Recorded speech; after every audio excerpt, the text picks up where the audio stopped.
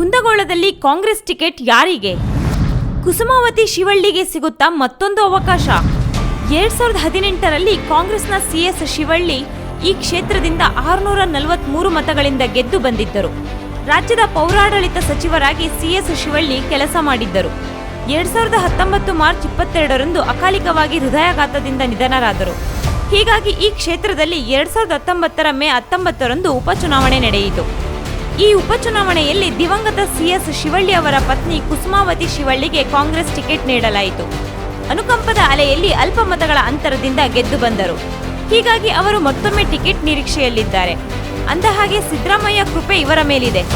ಹಾಗೇನೆ ಲಿಂಗಾಯತ ಸಮುದಾಯದ ಮಾಜಿ ಶಾಸಕ MS ಅಕ್ಕಿ, ಜಿಲ್ಲಾ ಪಂಚಾಯತ್ ಮಾಜಿ ಸದಸ್ಯ ಉಮೇಶ್ ಹೆಬ್ಬಸೂರು, ಮಾಜಿ ಶಾಸಕ BA ಉಪ್ಪಿನ್ ಪುತ್ರ ಜಗದೀಶ್ ಉಪ್ಪಿನ್ ಮತ್ತು ಕುರುಬ ಸಮುದಾಯದ ಮುಂದಾಳು ಶಿವಾನಂದ್ ಬೆಂತೂರು ತಮ್ಮ ಗಾಡ್ಫಾದರ್ಗಳನ್ನು ಹಿಡಿದುಕೊಂಡು ಟಿಕೆಟ್ಗಾಗಿ ಪೈಪೋಟಿ ನಡೆಸಿದ್ದಾರೆ.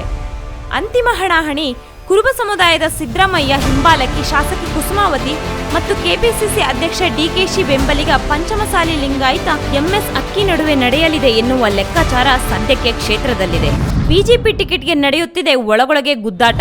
ಯಾರಿಗೆ ಸಿಗಲಿದೆ ಕಮಲದ ಪಕ್ಷದ ಬಿ ಫಾರ್ಮ್? ಬಿಜೆಪಿಯಲ್ಲೂ ಟಿಕೆಟ್ಗಾಗಿ ಸಖತ್ ಫೈಟ್ ನಡೆಯುತ್ತಿದೆ. ಒಮ್ಮೆ KJP 2 ಬಾರಿ ಬಿಜೆಪಿಯಿಂದ ಸೋತ ಮಾಜಿ ಶಾಸಕ SI ಚಿಕ್ಕಣ್ಣಗೌಡರ್ ಅವರಿಗೆ ಮತ್ತೆ ಅವಕಾಶ ಕೊಡಕೂಡದೆಂದು ಕೇಂದ್ರ ಮಂತ್ರಿ ಪ್ರಹ್ಲಾದ್ ಜೋಶಿ ಬಣ ಪ್ರತಿರೋಧ ಒಡ್ಡುತ್ತಿದೆ. 2018ರಲ್ಲಿ ಜೋಶಿ ಶಿಷ್ಯ MR ಪಾಟೀಲ್ ತನಗೆ ಟಿಕೆಟ್ ಬೇಕೆಂದು ಹಠ ಹಿಡಿದು ಬಂಡಾಯದ ಬೆದರಿಕೆಯೂ ಹಾಕಿದ್ದರು.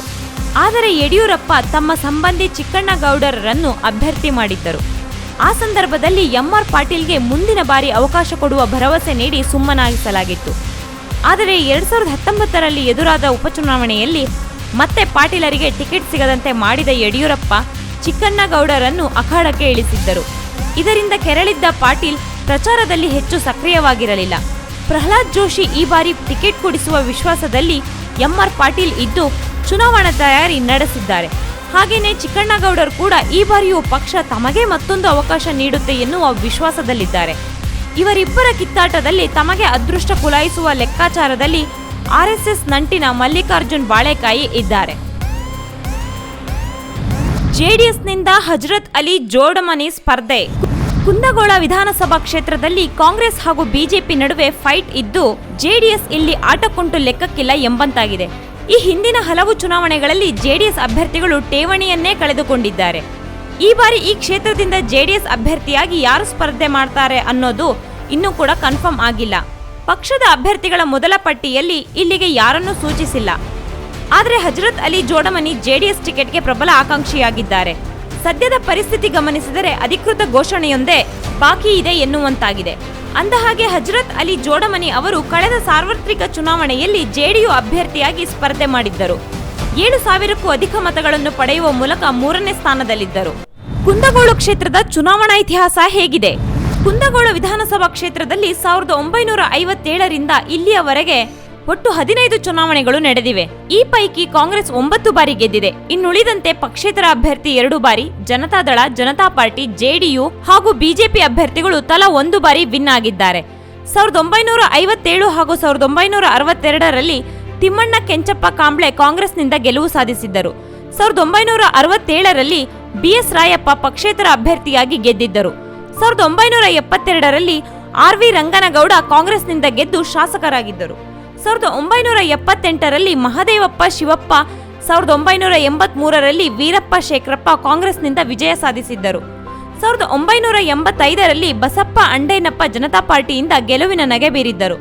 1989ರಲ್ಲಿ ಗೋವಿಂದಪ್ಪ ಹನುಮಂತಪ್ಪ ಕಾಂಗ್ರೆಸ್ನಿಂದ ಗೆದ್ದಿದ್ದರು. 1994ರಲ್ಲಿ ಜನತಾದಳದ ಅಭ್ಯರ್ಥಿಯಾಗಿದ್ದ MS ಅಕ್ಕಿ ವಿನ್ ಆಗಿದ್ದರು. 1999ರಲ್ಲಿ ಚನ್ನಬಸಪ್ಪ ಸತ್ಯಪ್ಪ ಶಿವಳ್ಳಿ ಪಕ್ಷೇತರ ಅಭ್ಯರ್ಥಿಯಾಗಿ ಗೆಲುವು ಸಾಧಿಸಿದ್ದರು. 2004ರಲ್ಲಿ MS ಅಕ್ಕಿ JDUನಿಂದ ಸ್ಪರ್ಧಿಸಿ ಗೆಲುವು ಸಾಧಿಸಿದ್ದರು. 2008ರಲ್ಲಿ SI ಚಿಕ್ಕಣ್ಣಗೌಡರ್ ಮೊದಲ ಬಾರಿ ಕ್ಷೇತ್ರದಲ್ಲಿ ಕಮಲ ಅರಳಿಸಿದ್ದರು. 2013 ಹಾಗೂ 2018ರಲ್ಲಿ ಚನ್ನಬಸಪ್ಪ ಸತ್ಯಪ್ಪ ಶಿವಳ್ಳಿ ಕಾಂಗ್ರೆಸ್ನಿಂದ ಗೆಲುವು ಸಾಧಿಸಿದ್ದರು. ಇನ್ನು 2019ರಲ್ಲಿ ನಡೆದ ಉಪಚುನಾವಣೆಯಲ್ಲಿ ಕಾಂಗ್ರೆಸ್ನಿಂದ ಕುಸುಮಾವತಿ ಶಿವಳ್ಳಿ ಗೆದ್ದು ಹಾಲಿ ಶಾಸಕರಾಗಿದ್ದಾರೆ. 2019ರ ಉಪಚುನಾವಣೆಯಲ್ಲಿ ಯಾರಿಗೆ ಎಷ್ಟು ಮತಗಳು? ಚನ್ನಬಸಪ್ಪ ಸತ್ಯಪ್ಪ ಶಿವಳ್ಳಿ 2019ರಲ್ಲಿ ಅಕಾಲಿಕ ಮರಣ ಹೊಂದಿದರು. ಹೀಗಾಗಿ ಅದೇ ವರ್ಷ ನಡೆದ ಉಪಚುನಾವಣೆಯಲ್ಲಿ ಕಾಂಗ್ರೆಸ್ನ ಕುಸುಮಾವತಿ ಶಿವಳ್ಳಿ 77,640 ಮತಗಳನ್ನು ಪಡೆದು ಹಾಲಿ ಶಾಸಕರಾಗಿದ್ದಾರೆ. ಬಿಜೆಪಿಯ ಎಸ್ಐ ಚಿಕ್ಕಣ್ಣಗೌಡರ್ 76,039 ಮತಗಳನ್ನು ಪಡೆದು ಪೈಪೋಟಿ ನೀಡಿದ್ದರು. ಇನ್ನು ಮೂರನೇ ಸ್ಥಾನದಲ್ಲಿ 939 ನೋಟಾ ಮತಗಳು ದಾಖಲಾಗಿದ್ದವು.